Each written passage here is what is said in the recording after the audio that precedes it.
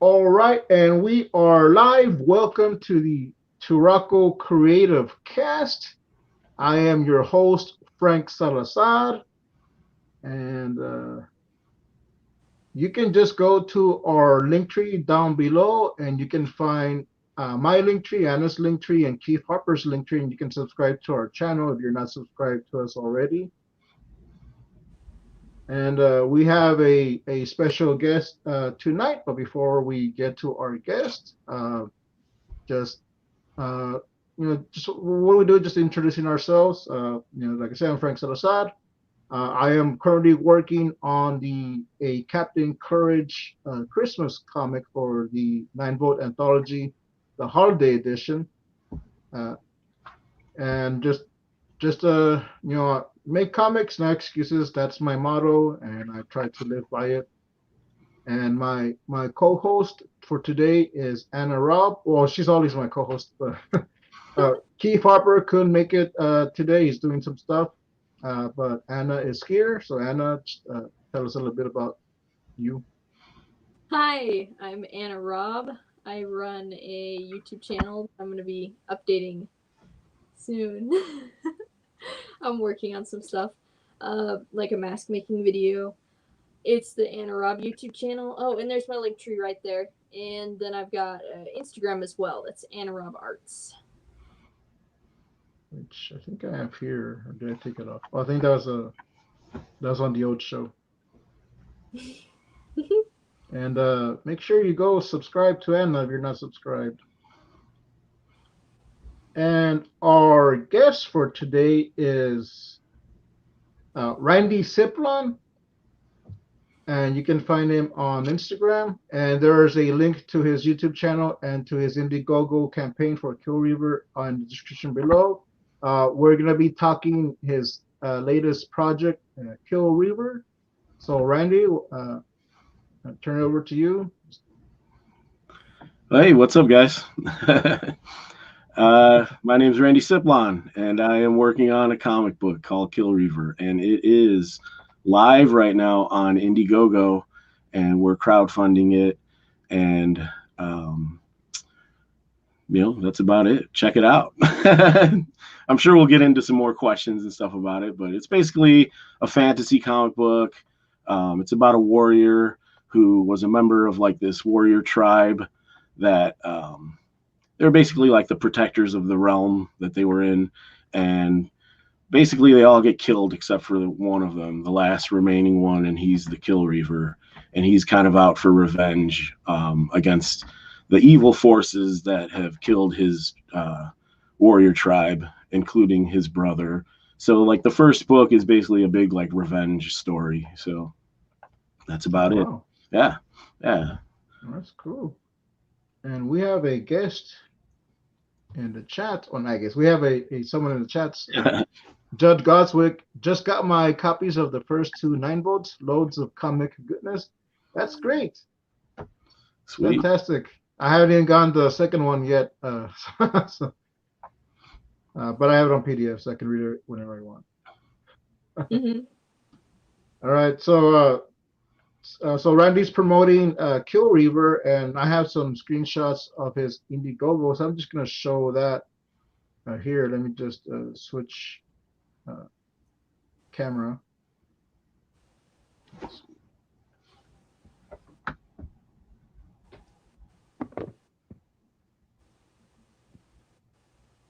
All right, so that's Kill Reaver. Yeah. That's the cover of the That's the first issue. cover, yeah. Yeah. And this is the Indiegogo. So you can find it on Indiegogo, and there's a trailer, so that's be cool. Mm-hmm. And right now, Randy is his goal is 1,200, 1,200. So he's at 446. He's got 17 backers. You got 15 days left, guys. So go check that out. And this is some of the perks. So for $15, you get the color cover. And if you just want the line art cover, it's also $15. But if you want both, Yeah. You can get get a both for 25. yep. Get a little bit of a deal, a little Yeah. discount. I see you have a sketch card commission for 75. Mm-hmm.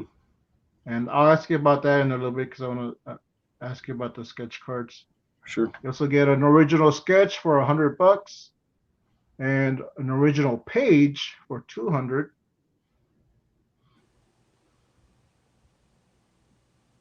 Original cover art, 500. And this perk, this is actually a perk that Anna and I were talking about on the Unpopular Topics Twitch channel. That for $500 you get yourself drawn into the book as a villain, so you get killed by Kill Reaver. Yep. You will get killed by Kill Reaver. Oh, sorry, that's my personal stuff. That was cool. Anna actually drew that. She was teaching me perspective. Nice. So this is a Kill Reaver. There he is. And let's go. Let's show off Anna's stuff. See, Anna was teaching me It's not my best work. some perspective. That's pretty good perspective, though. Oh man. Yeah. Quick demo. Right, that's the logo. Okay. All right, let me go back to the. I have to say though, from what I've been seeing and on your Instagram as well, Randy, your line art and your work is really clean and good. Thank you. Yeah, that's kind of one of the things I kind of strive for. I like, like a nice clean inking style. I do a lot of color stuff too, but like the comic art that I do is definitely that's kind of what I'm going for. I like a really nice polished look to everything, like a more illustrative style. I think it looks really good. Thank you. Yeah, and if you want to see more of Randy's stuff, he's on Instagram. And check out his YouTube channel. He's actually been live streaming recently. So he's got a few Reaver stuff up there. Mm-hmm. So yeah, the title of the show is I think it's Cards, Comics, and Crowdfunding. So before you got into like doing comics, or I think this is actually your first comic. Yeah. Well, technically not, because I did a comic when I was younger that was published, but okay. Yeah, and then like I did a few things here and there. I did some inking in some comics, but like this is the first like real comic that I'm publishing myself in probably maybe like 20 years now. So I'm pretty old. Oh, wow. But yeah, I was working in illustration for a while. I did like a lot of stuff in the trading card industry, like for Topps. I worked on sketch cards and stuff for Star Wars and Lord of the Rings and Indiana Jones and stuff like that. And then I started working as a tattoo artist maybe about like 8 years ago. So I've been doing that like as my day job kind of thing, and then working on my my own stuff at night, working on commissions and stuff like that. But I just decided I don't know, I just want to do a comic. I've always gravitated back towards comics. Like was like the first my first love that got me even interested in drawing when I was a kid. So it's like, I work on a lot of stuff here and there outside of comics, but like I kind of always come back to wanting to do my own comics. So, and I've been inspired to stop making excuses and start making my own comic. Yes, but I still make a lot of excuses too. So, yeah. And Judd saying that really put it all in perspective. That's right. Reaver looks cool. Very swords and sorcery. Yeah. Yeah, that's what I'm going. So you also do sketch cards, and you can see Randy's sketch cards on Instagram. Do you have an Etsy store or an eBay store? I don't have an eBay store. Basically, if you just like search my name on eBay, you can find a bunch of stuff. I sell original sketch cards. I have prints available too. So yeah, if you just go to eBay and put in Randy Siplon, like a bunch of my auctions will pop up. I don't have an Etsy. Like I basically eBay has always been my best, source of income as far as selling stuff online. I've tried some of the other stuff. I've never really had much luck with them. So, I just kind of stick to what works, even though eBay like takes out so much money. It kind of sucks, Oh, but okay. yeah, like eBay and PayPal, they both take a cut of whatever you sell. Yeah. It's like that kind of sucks, but Yeah. I learned that too also because I have a coffee account. Mhm. And every time someone donates, like, oh, cool, like they donated, like $5 or something, and then I go in and like I only get like four something. Yeah, I know. It's like they gotta take their cut. It's like the government.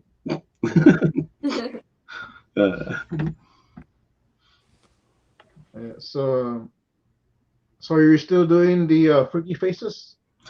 Yeah, that's another thing that I had going on. I did a Kickstarter for a trading card set with like it's basically just like a trading card set of different illustrations of like monsters that I came up with, and I did it on Kickstarter and it got funded. So right now I'm in the beginning of getting everything printed up and fulfilled. So it should all be shipping out probably definitely by the end of November. Like, like I have stuff at the printer already. I'm just finishing up like a couple things here and there to get it all the artwork done. But Yeah. I've already got it's already got the ball rolling as far as like production. So I should have everything back pretty soon, and then we'll get everything shipped out. So, but yeah, it did pretty well. I had like 30 some backers, maybe 40. I can't remember exactly, but it made it like over 2,000. So, oh wow, yeah, it did pretty well for just a trading card set. It's not like a comic or yeah, like so.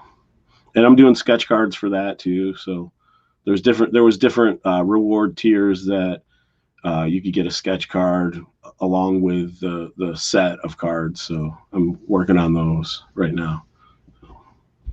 oh cool. Yeah, I know one of your tiers for the Reaver is a sketch card commission for $75, and that's the book plus a sketch card. Yeah, you get that's both books. So like you get the color cover and the line art variant, and you'll get an original sketch card of any commission. So any character you want from comic books, movies, TV shows, whatever, as long as it's like not like rated X or something like that. Yeah. Yeah, keeping it, So if any one of you want a Captain Courage sketch card, you yes, yeah. can. I won't copyright strike you. Yeah, well, yeah, that's true. I won't post it. Yeah. I would post it though. Actually. Yeah, I like seeing Captain Courage fan art. Who's this? Keith Harper. What is the status of magic sorcery in the world of Killweaver? Is it an evil dark arts thing, or is there white magic, white magic as well? That you know what? Honestly, right? Yeah, that's a good question, but I think for the most part, the magic is mostly evil, and like Killweaver, the actual character, he does have there is like a magical component to him as well, but it hasn't that's kind of going to be revealed in the book. I don't want to like spoil too much of it, but there's definitely like a good and evil magic. It's not just like all like one of the main villains is like a necromancer, and she can reanimate the dead and stuff. So that's definitely like the evil side of it. But yeah, I don't, I'm still writing everything, so it's kind of just I'm kind of just coming up with it as I go, you know. I mean, that's kind of how you write stuff, right? Make it up as you go along. That's actually how I do it too. And yeah. I mean, like yeah. Go ahead. Go ahead. I was interrupting. Oh, so like I'm trying to get better at actually writing a script. Right now I'm doing a 10-page comic for the holiday anthology for 9-vote, and I'm just using the nativity scene, so the script is pretty much like just like a couple of scriptures, and I put in my own little things, so it's not overly complicated dialogue. So it's just that. Well, that's kind of how I write things. Like I basically do like an outline of like the major scenes and kind of story beats, and then I kind of plot it out, and then I'll go back and work on like the dialogue or the, you know, whatever, the narration and stuff. So yeah, you know, but yeah, I haven't, like, for the first issue, I don't even have the whole thing written out yet, so I'm still kind of working. I've scripted like part of it, and I'm drawing the pages, and I'm going to go back and kind of finish up the scripting. So, you know, it's kind of how I'm working. Oh. Interesting. Yeah. So it probably won't make any sense when you actually read the comic. It'll be like, what? But it'll look cool, so that's all that matters. And speaking of cool comics, you can get Davy Rocket Almanac in the description below. There's a link to Keeper's Linktree, and he has his Etsy store there, so you can pick up an issue or pick up a copy of the first issue. And so yeah, so the lady that's on the cover, that's the necromancer. Yeah.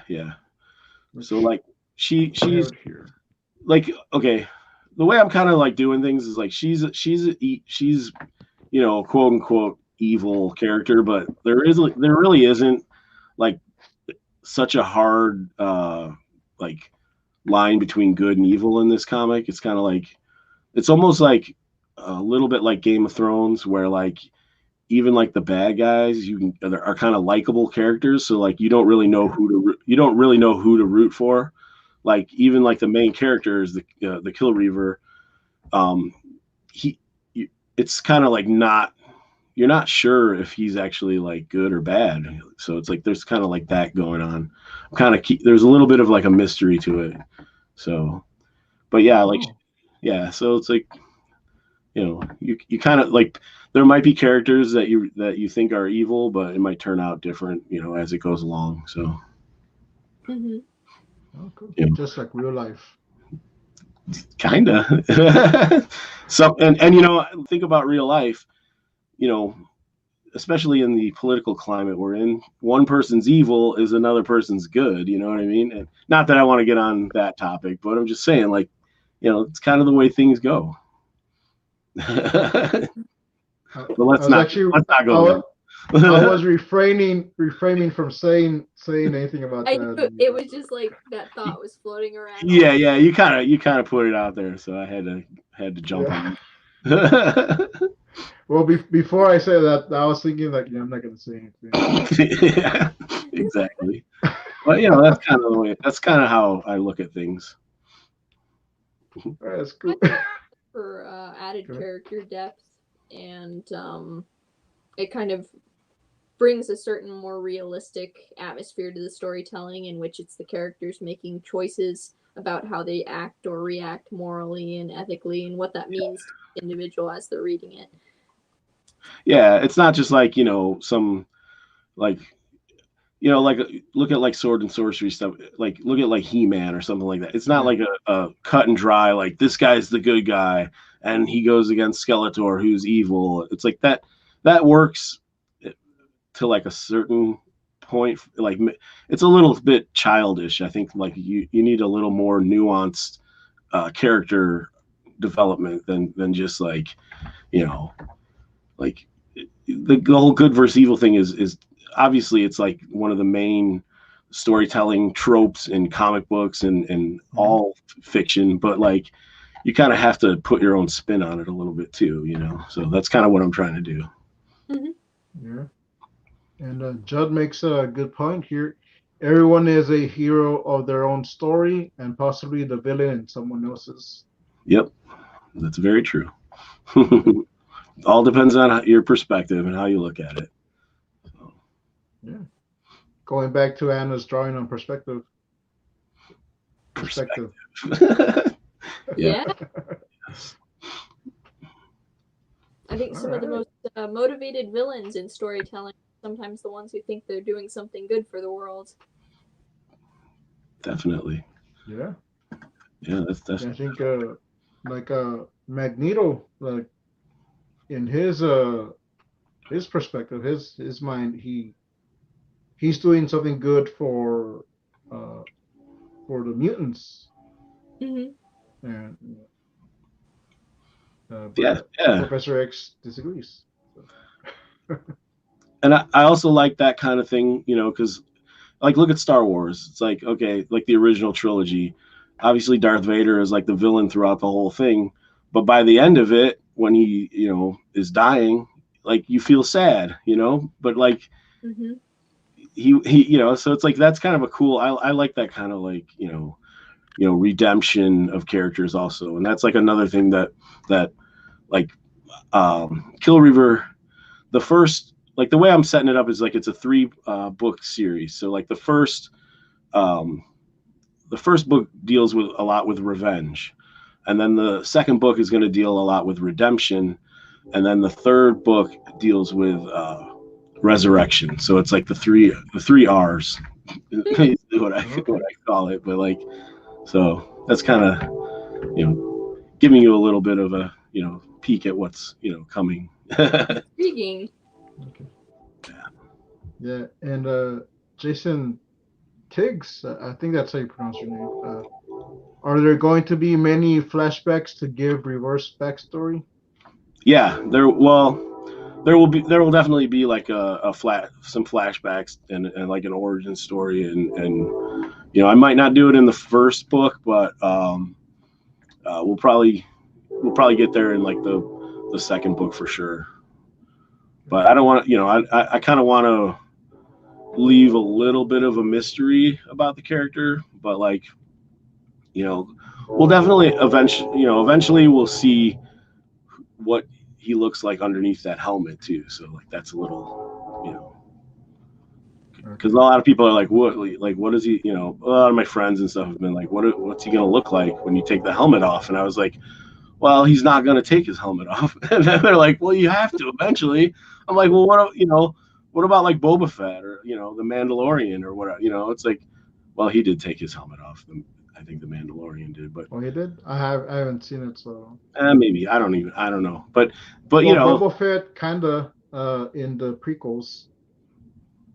Yeah, like it's Jango Fett. His that's true. Well, yeah, that's true. But like in the original, he didn't, and he was, and Boba Fett was like the most popular character, back in the day, and like it was because there was like a coolness about the mystery about him, like that, at least that's what I think. I don't know. He was always my favorite character. Yeah, I always like characters that have that certain atmosphere of mystery surrounding them, and by keeping a mask on, it can really accentuate that vibe. Yep. And then I think it allows you to build up to like an ending scene or something like that, where there finally is the big reveal. Yep. And he's good. I think I found the secret though. It's Randy Siplon is Kill Reaver. You never know. He might have a beard and glasses when he pulls off his helmet.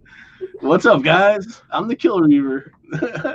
Oh, that's great. That would be funny, but I don't think so. Yeah, there you go, Judge Dredd. Although in the movie, he does take off his helmet. In which Stallone movie? Yeah, that's because Stallone. Yeah, that's because Stallone was like, I'm not wearing a mask for the whole movie. Yeah. That was a terrible Sylvester Stallone imitation. I'm sorry. I apologize. That was terrible. Sounded like John Travolta. Hey, Mr. Carter. Yeah. I was like, I could do better. I don't know. That's funny. Oh, cool. We might have touched upon it, but so where'd you get like the inspiration for Kill Reaver? Well, like okay, like when I decided to do a comic again, I was like, well, I really want to do like stories in like all of my favorite genres. So I was like, I want to do a fantasy sword and sorcery type of comic. Mm-hmm. I want to eventually do like a superhero.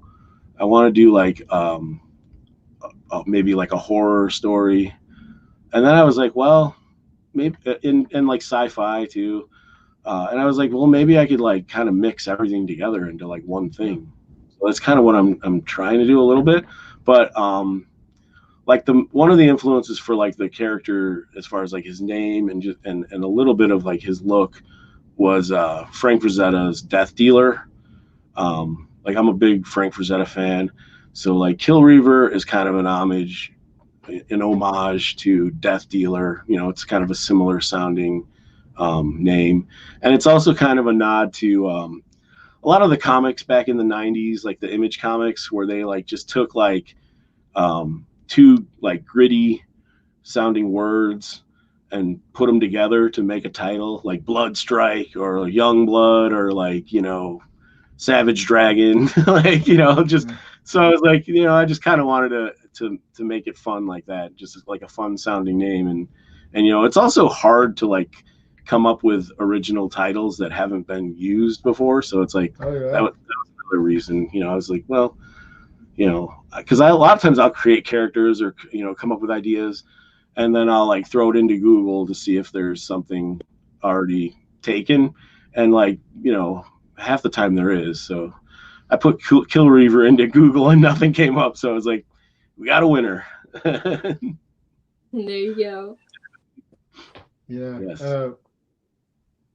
After I had done Captain Courage and I already been using the name, I googled it and there's like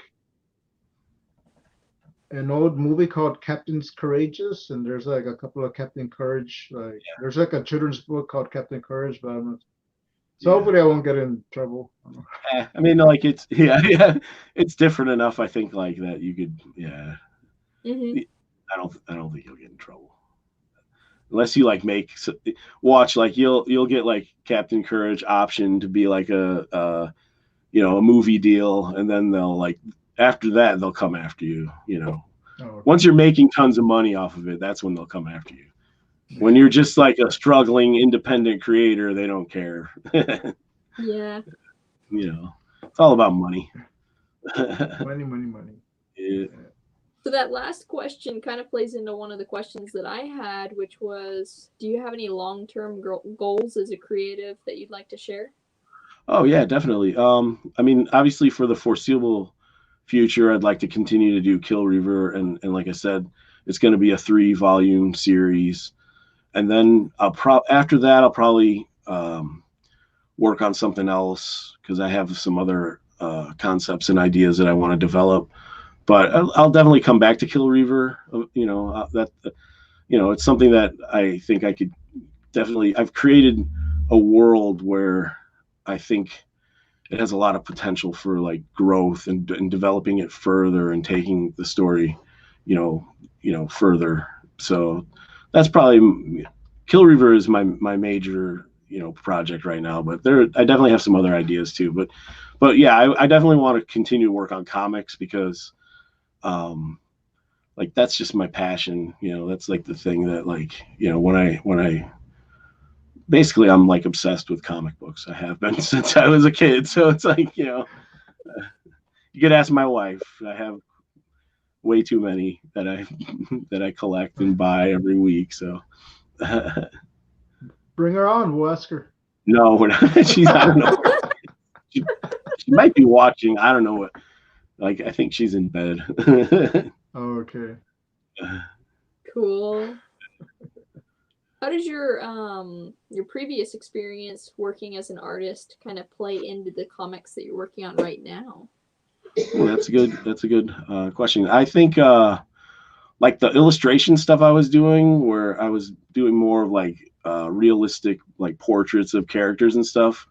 I'm kind of bringing a little bit of that into the style that I'm doing for Kill Reaver, because I kind of want it to be kind of realistic, but still have that comic books, signature comic book look to it.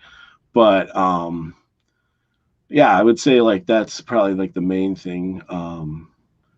But yeah, like I was gonna do it originally. I was gonna do Kill Reaver as like a fully painted comic, and I still kind of want to get into maybe doing like I might do like when I tell Kill Reaver's origin story, I might do it in like a hand painted look to kind of make it seem like a flashback.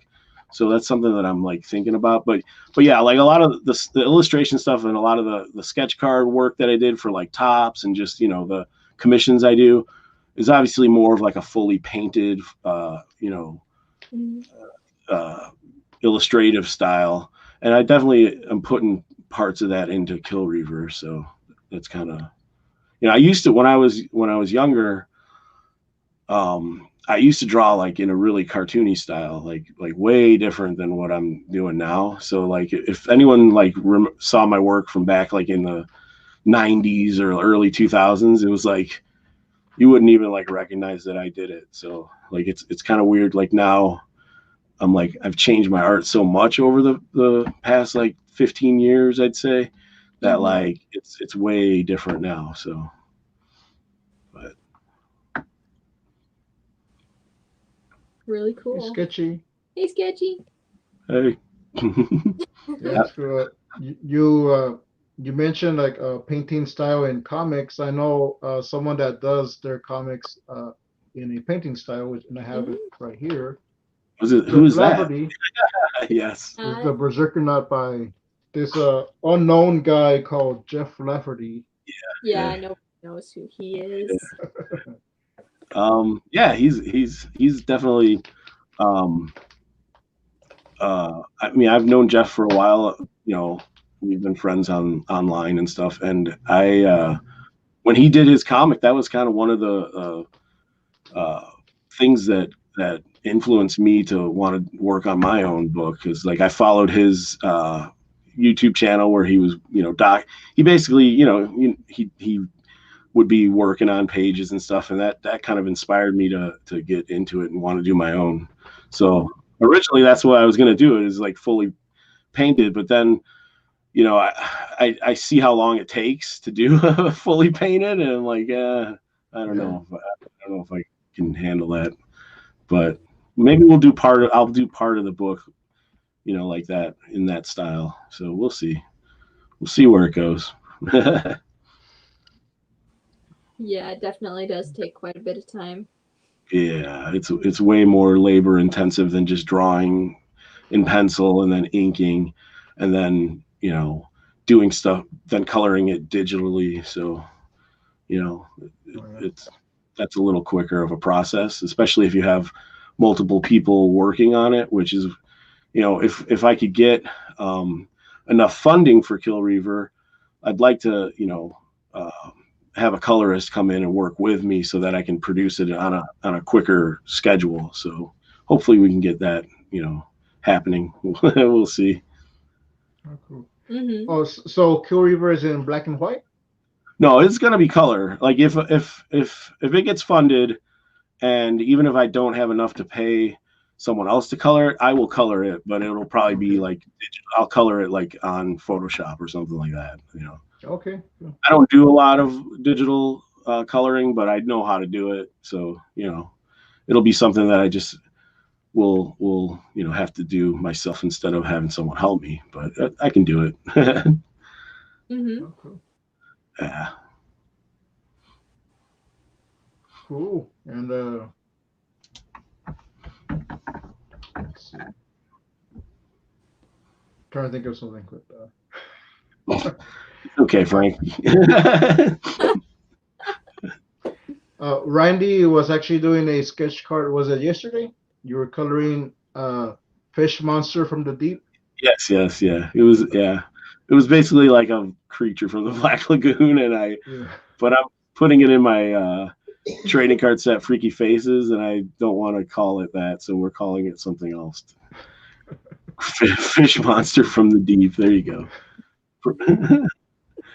Yeah. So if anyone wants to see that, like, he does good coloring, at least hand coloring. So. Yeah. Do we have any comments? No, the chat's being lazy. No. Come on, Keith, ask me something. Yeah, Keith. Come on, Judd. You had some good comments. I got one. Okay, cool. Put it in the chats. Floating around in my brain, but this one. What are some of the biggest challenges that you've had so far with coming up with a story and going through the process of putting it together? Actually, probably the biggest issue that I've had is with like coming up with the story is that like I just want to like draw cool stuff. So like, a lot of like the slower moments or like the, when people are just like talking and stuff like that, like that's a little more difficult for me, like, because I just want to have like people like, fighting the whole time, but like it's too much. You can't just do that, it's like that's ridiculous. But looking back at like the old one, like I said, one of my influences was Frank Frazetta's Death Dealer. If you look at the old Death Dealer comic that came out back in the 90s, I was looking at the first issue, and like the whole thing is just a big fight. Like it's just him like killing people on like every page. So like it's like 22 pages of like him just chopping people up with his axe. So I was like, well, I kind of want to have a little more going on in the story and not just have it be completely, action packed and devoid of any kind of like, character moments and stuff like that. So that's kind of like a challenge for me, because like I'm an artist first and a writer. Like I kind of just write the story to kind of suit my interest as an artist, and that can be a problem sometimes. Sometimes it's good to have someone who's like, it might be good going forward. Like I have some friends that are writers and stuff. It might be good to have somebody like help me out, or at least maybe edit me a little bit. So it's something I've been thinking about. But the first issue, I'm just going to do all by myself, see what happens. And then if we get to the second one, if I can get funding and stuff, then, we might change up creatively and have someone else come in and help me write the story and stuff. So yeah, it's something I've been thinking about. And it's when, not if, because it's going to get funded. Well, right. I mean, I don't want, hopefully it's like, it's going pretty slow right now. I don't know, like there's so many. Yeah. Is something up with the sound? I can hear you guys. I think it says message retracted. Oh, maybe he hit me. Oh well, it still shows up on my end, so I can hear you guys. So that'd be kind of terrible if we were just talking and they couldn't hear us for the whole time. Yeah. StreamYards, come on. Yeah. And is Kill Reaver set in the history or fantasy world?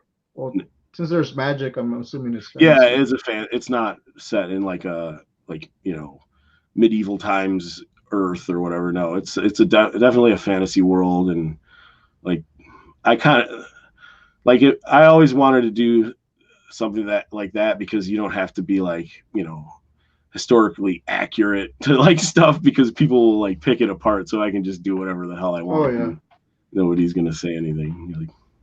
Like, oh, Judd says the sound is good now, so that's good. Yay. Yeah. Okay, so you had mentioned He-Man. What, like, did you watch any other like sword and fantasy sorcery movies? Yeah. I know. Me, I'm thinking of right off Beastmaster. Yeah. That was a fun movie. Oh man, yeah, I was into all that stuff. Like when I was a kid, like that was, you know, um, I mean, like I was a big Dungeons and Dragons player, fan when I was like younger.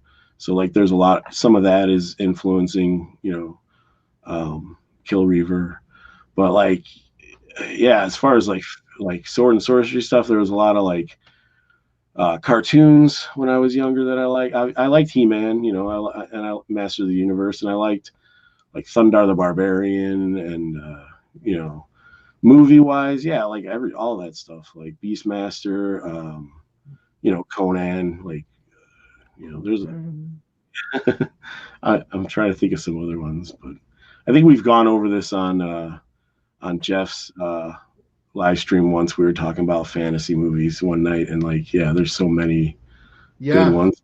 80s, like it's kind of crazy. Yeah, I remember he was showing.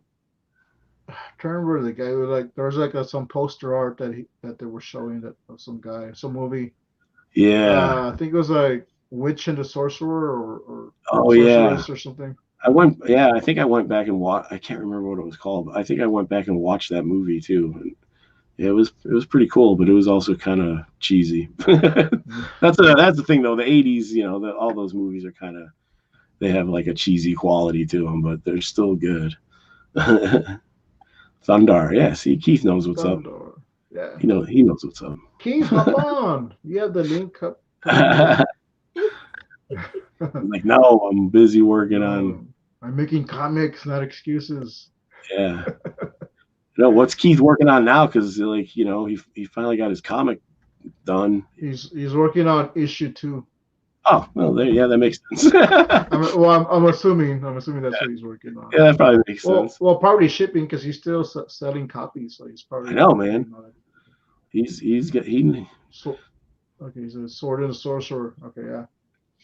Yeah. So, but yeah, speaking of like Keith, like if I don't get Kill Reaver funded on Indiegogo, I'm probably just gonna like make it anyway and just sell them, like how he's doing it. So, just people can, and I'll sell them probably, cheaper because it's not Indiegogo and it's not a crowdfunding campaign.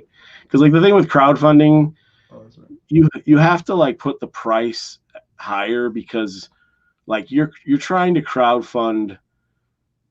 You're not just selling the product. You're trying to crowdfund, the making of the product. Like the production costs and everything. And you're also like I have stretch.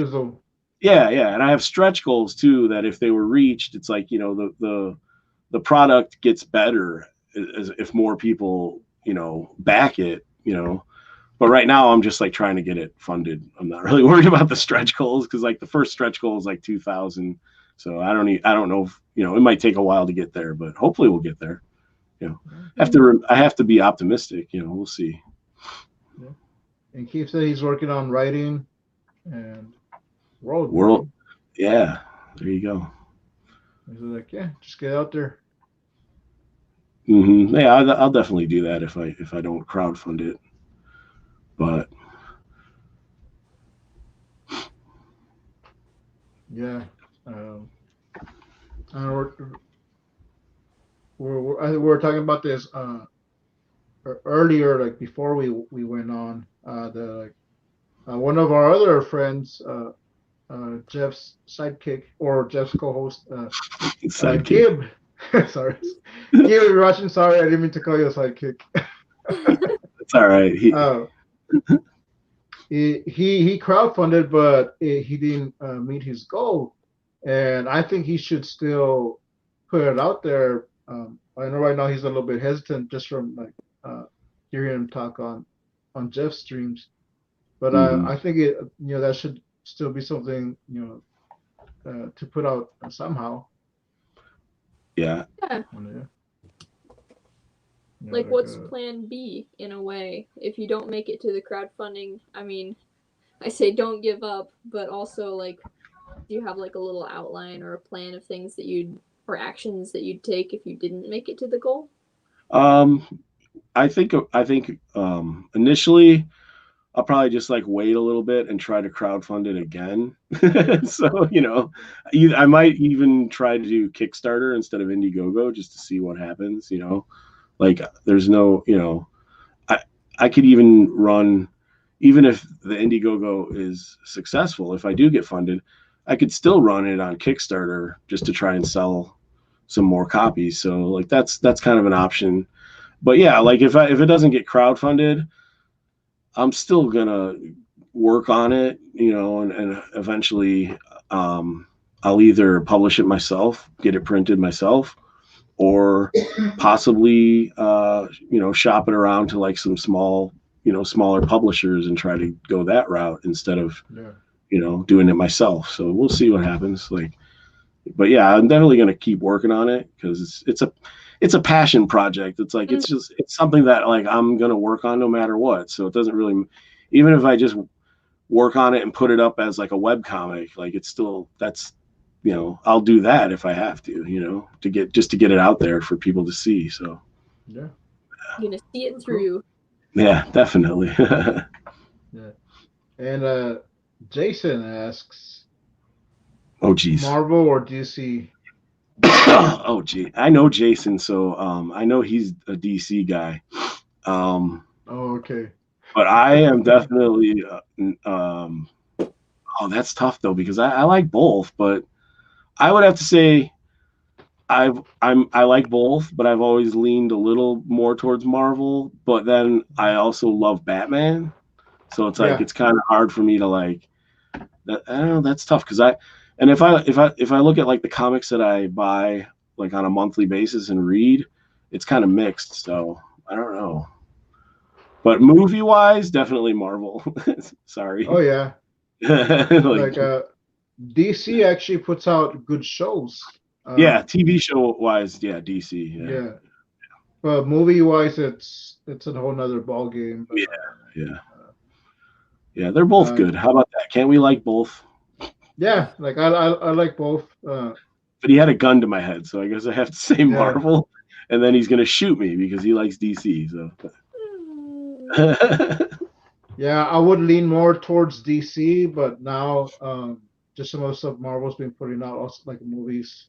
So I don't know, it's like a balance. Because I was a huge Batman fan. Like I'm still a Batman fan, but like if it was Batman, I had it, so I went for DC. Yeah, Superman. But as far as comic books go, like I've been like reading more like independent stuff lately. So you know, that's just, I back a lot of crowdfunding campaigns, and I you know, I've been kind of going that way with a lot of stuff.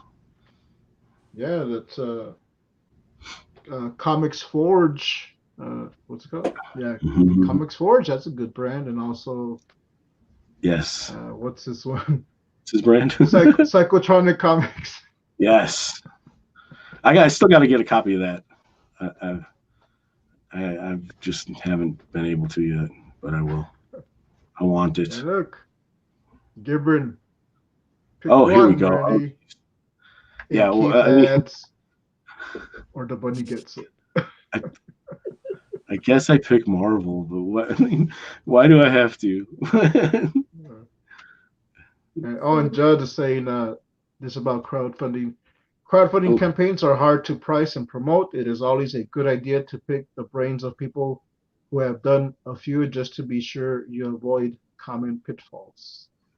That's good advice, but I've probably like not taken that advice because I just kind of went into it. So whatever, you know, I've probably hit every pitfall already. So it's okay.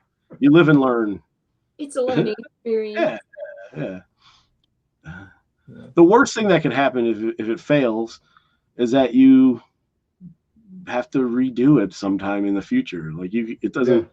Nobody's losing money or anything like that. You know, it's like everyone who's bought it, who's backed it.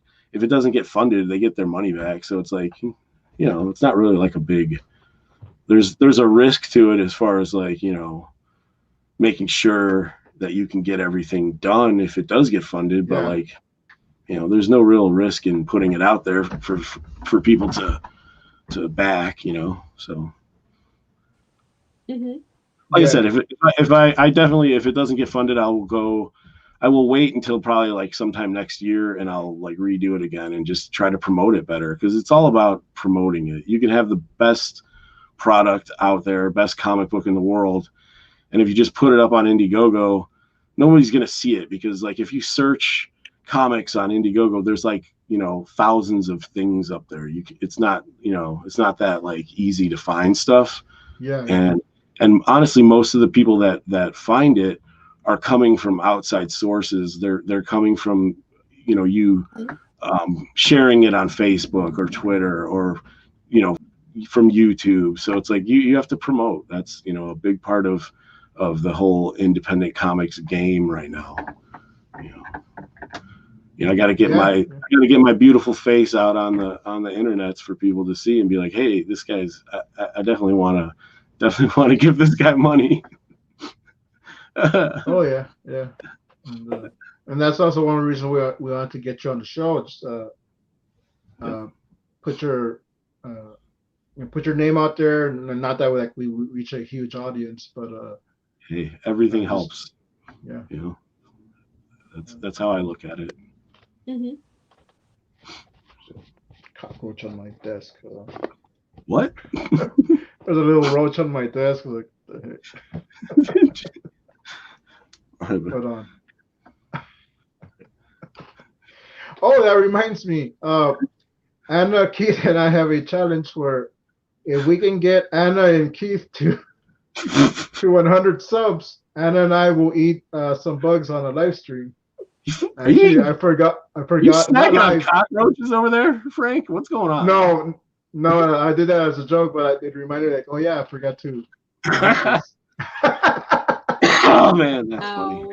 But yeah, like if you want to see me actually eat a bug, I was a little scared. I was like, what?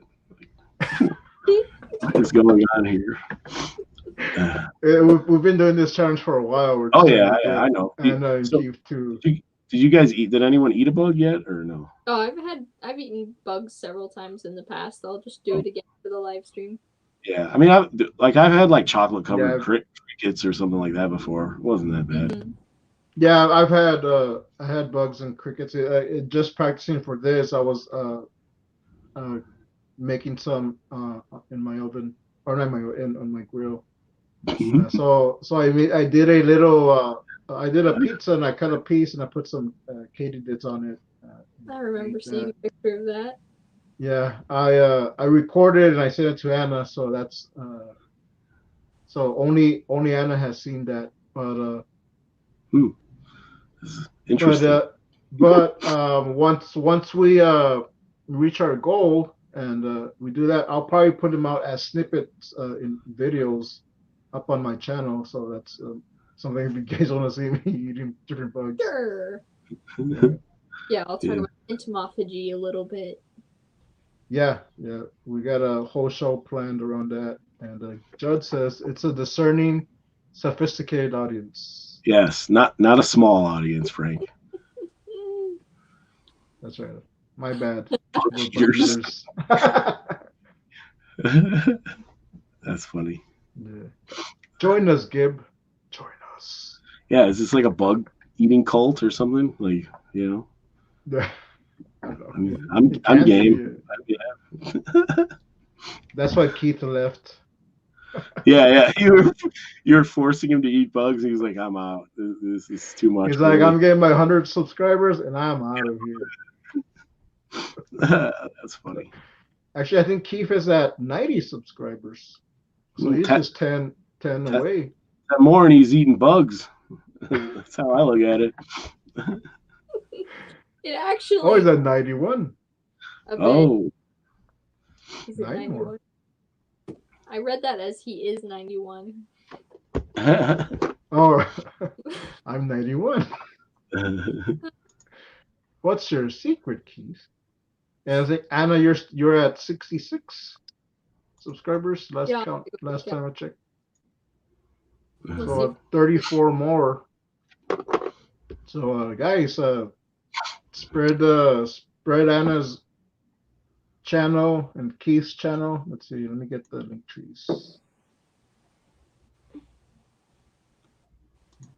All right, that's Keith Harper's Linktree. So share that around and subscribe to him if you're not subscribed. This is Anna's. Same thing. Share it and subscribe to her. And here's mine. And subscribe. And if you haven't yet, check out Randy's YouTube channel, and you can find it in. I think it should be in the description. I think I added it in the description. I just didn't put it up here. Cool. Yeah. But let's see. But on Instagram, you can find him there. Definitely. And if you just want to give me money, that's my Coffee account, and I'll send you some PDF comics. I forgot to mention that in the beginning, so I just might as well do it now. And oh, jeez. And Gib just dropped Indiegogo. Yeah, that's a big link. Of course. And Judd says Reaver 2 against the bug coat. Interesting.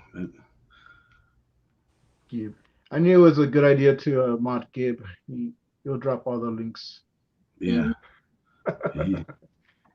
He's always on top of that. Let's see. What were we talking about besides bugs? Yeah, I had one more thing, which was I know that you're on this podcast right now, and we're doing a little bit podcast of that. Yes. And so I figured I might as well ask you what a little outline of what your promotional goals and tactics are. Oh, as far as like what I'm doing to like try to promote Kill Reaver, I'm definitely trying to get on more YouTube shows. So tomorrow, during the day, I think at around 11 a.m. Eastern, I'm gonna be on Wise Guys Entertainment YouTube channel, and we're gonna be talking and promoting Kill Reaver. And I'm trying to set up some more stuff. So like I've got 15 days left, and I'm definitely going to try to hit it as much as hit the YouTube circuit as much as possible to, try and get the word out and just talk about it and hopefully get generate some interest in backing the book, So that's basically my plan is get on as many YouTube shows and talk about it as possible, so. Oh, cool. I'm also, I do a lot of promotion on like on my Instagram and Facebook and stuff like that to try and get people to check it out. But, a lot of that, like, people on Facebook, they see a million posts a day on their timeline. Yeah. So it's like they're not really like, or on their news feed or whatever it's called. And they're not really, a lot of people aren't really paying attention to that kind of stuff. But few of my friends and stuff on Facebook have already backed it. So like, that's pretty cool. Like, yeah. I think also what helps, like on Facebook and those places where you just see the feed, if you're a little bit more personal. So I know sometimes on like people will just hit me up on Facebook. They'll add me or they'll like request to add me. Yeah. And I'll add them, and they just like throw me a link. And it's like, well, I want to know who you are. Yeah, that's true. Yeah. That's never a good. I don't really like when people do that because people will do that all the time. Like they'll add you on Facebook. And then all of a sudden you'll get like a private message from them, and they're just like sending you like a link to like something or their group or try to add you to their group or whatever. It's like, that's that kind of stuff is just gonna make people mad. It's like I'm not trying to be too pushy about it, but I will post it, on Twitter and Facebook and stuff. But I'm not like direct messaging people and, hey, go check out my Indiegogo campaign. Like people will get pissed off. Can't be too pushy, Keith says he needs a wrench, which we were actually talking about this. I wasn't sure if I had modded you yet, but I will, Keith. Don't worry. Keith, we took your wrench away, Keith. Sorry. You know what? I did give you a wrench, but Anna went back and took it. Oh, oh, dang. I like, And I was like, you gotta, did I? I don't remember. you gotta create a little drama. It adds interest. You know, people like that. Yeah. Someone suggested Indie Vote stream to him, but I don't Oh know yeah, much about them, so I don't know. I don't know what that is either. So yeah. you know, I know. I think I know some of the people. I might. Yeah, I know some of the people on there. and Marv has been on there. Okay, you know, I think I did hear. I think someone did post something about that in the AAA Creators Discord. So actually, I think it was Keith. Now that I think of it, which I was confused because I thought it was like another comics thing, like we did a 9 vote. So that's I didn't know Yeah, what that was. it's not Indie Volt at 9 volt. Yeah, that's kind of Yeah, similar. Yeah. intrigue. Intrigue, drama Mhm. creates intrigue. Oh wow, we actually we reached our hour. Oh. uh, Time flies when you got me on here. yeah. All right, I guess we'll start wrapping it up and say you can donate to my coffee account and I will send you some PDF comics. The minimum of $3 gets you 3 PDF comics. If you send more of that, I'll just send you all I got right now. I got a few things. I got more stuff that I'm working on, so just stay tuned. And like I said before, subscribe to Keith Harper if you haven't subscribed. Check out Anna's stuff. She's got some stuff coming. And this guy, Frank Salazar, check out his stuff at Salazar Art Nation. I also have a BitChute account, which I post some of my YouTube videos on there. So you want to follow me there. It's all there in the description below. And we also have a Turaco Creative Cast store, merch store. You can find in our Linktree right there. So you can get a cool shirt with the Turaco logo on there, and we're gonna be putting up more designs.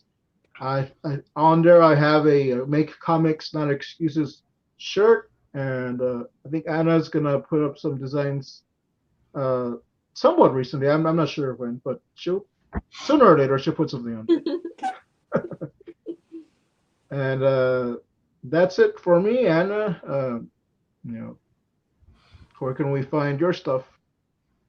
Even though I just told him. On YouTube, on the Linktree thing. It's just Anna Raub.